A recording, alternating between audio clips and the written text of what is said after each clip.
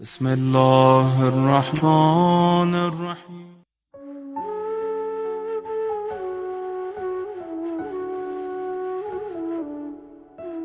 For many years, women of all backgrounds and professions often find themselves perceived as weak and being treated as the underdogs.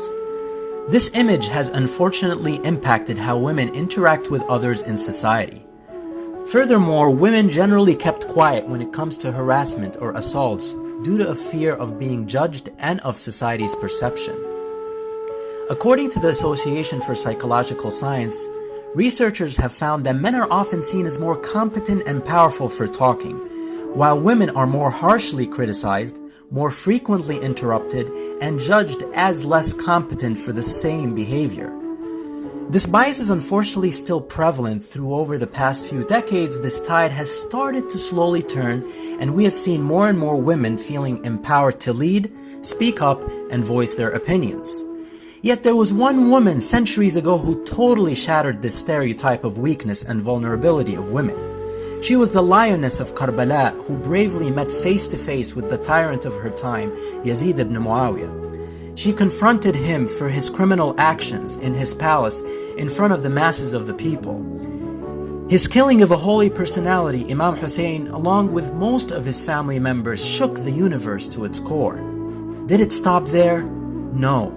He proceeded to take their women and children as captives and paraded them in the streets in the most humiliating way. No person of conscience can accept this to happen to their family members or friends, let alone a holy personality who is highly revered. Most of the men in the courtyard of Yazid, with the exception of a very few, could not even rise up to object to the criminal actions of Yazid out of fear for their lives. Yet one woman proved to be worth 1,000 men and more. She's none other than Lady Zainab, the daughter of Imam Ali ibn Abi Talib. She stood up bravely with such confidence that shocked the onlookers.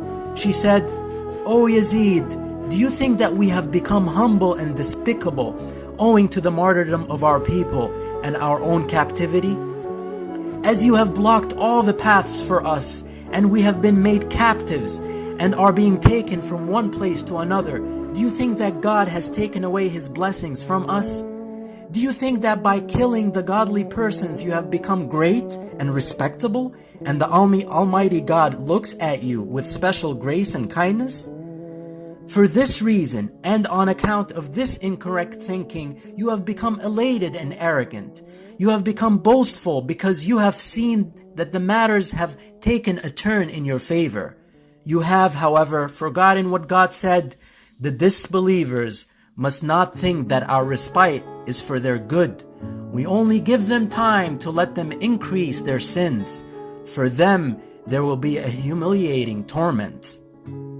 Lady Zainab stood up against the oppressor of her time without hesitation and taught us that taking such a stance is not limited to any specific gender. She was a woman, yet she spoke up with modesty and her hijab was never compromised.